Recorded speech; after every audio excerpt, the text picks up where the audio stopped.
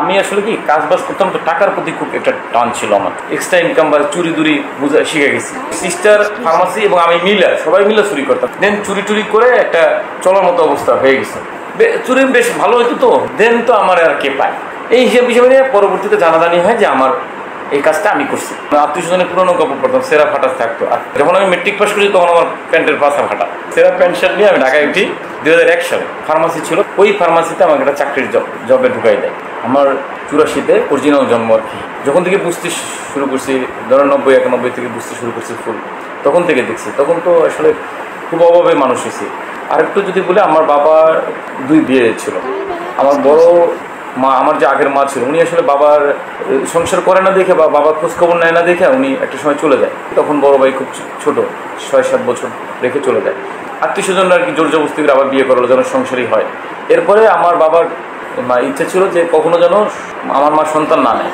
সন্তান নিলে দেখা যাবে খাওয়াবে কে, তারপরে আমার মা আবার সৎ মা টর্চার করবে।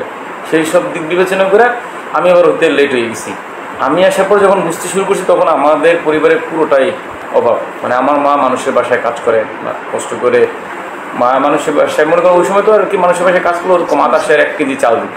বিচি কলার সেদ্ধ বলেন, শাপলা ফুলের বিচি বলেন, এগুলি খাইয়ে বড় হয়েছে। লবণও কেনার সামর্থ্য ছিল না আমাদের। সেই জায়গাটা থেকে যখনই আমি বুঝতে শুরু করছি, তখনই মানুষের বাসায় কাজ করা, দেন হলো বদলা দেওয়া। ওই সময় তো আমাদের ছোটো মানুষ, অত তো বদলা হতো, সারাদিন কাজ করলে 10-15 টাকা দিত। কষ্ট করে কোনো মতে টাইনে টুইনা 2বার পরীক্ষা দিয়ে, 2000 সালে 1বার পরীক্ষা দিচ্ছি এসএসসি, তখন অঙ্কে খারাপ করি। দেন 2001 সালে এসএসসি পাস করি। 2001-এ যখন মেট্রিক পাসটা করি, যেদিন রেজাল্ট দিছে, তো ওদিনকে বড় ভাই মারে বললো যে ও তো, আমি আসলে কি কাজ বাজ করতাম তো টাকার প্রতি খুব একটা টান ছিল আমার, সত্যি কথা বলতে। মানে কিটা 2001 সালে যখন মেট্রিক পাস করলাম, বড় ভাই বললো যেহেতু পড়াশোনা করে না, করে না, আর যদি পড়াশোনা করতে ওরা ঢাকা পাঠাও।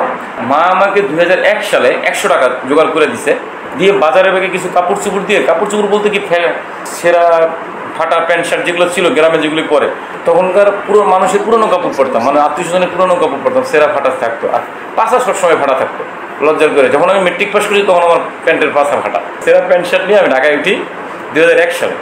বাডেন হসপিটালের একটা ফার্মাসি ছিল, ওই ফার্মাসিতে আমাকে একটা চাকরির জবে ঢুকাই দেয়।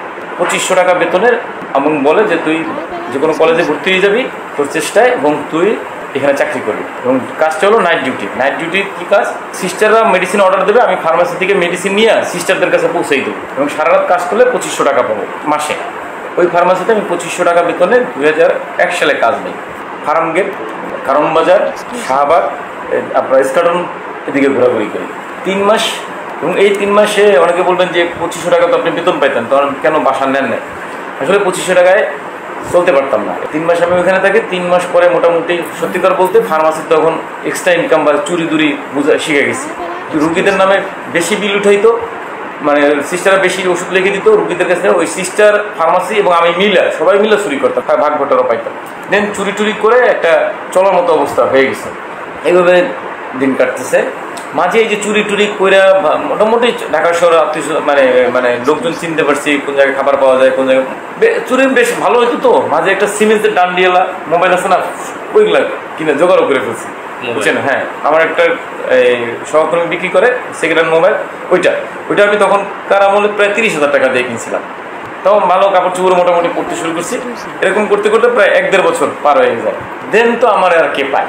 ওই সুযোগটা আবার আমার বড় ভাই কাজে লাগাইছে, বুঝছেন? বড় ভাই আমার দিয়ে অর্ডার দেওয়া হতো, স্কোয়ারের ওষুধের অর্ডার দিয়ে। ওইটা করতো কি, কিনা ফার্মাসি নেমে উঠে ও বাসায় রাখতো, যখন দাম বাড়তো তখন বিক্রি করতো। দেন এটা বেশ কিছু 1 বছর করার পরে হঠাৎ করে ফার্মাসির ওষুধপত্রে একটা গ্যাঞ্জাম লাগিয়ে গেল।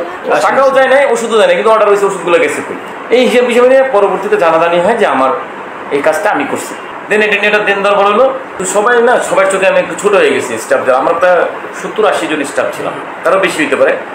তো সবার কাছে সবাই একটু অন্য চোখে তাকায়। দেন বড় ভাইকে এটা বললাম যে এই ঘটনা। বড় ভাই বলে চাকরি ছেড়ে দে, চল তুই নার্সিংয়ে চলে যায়।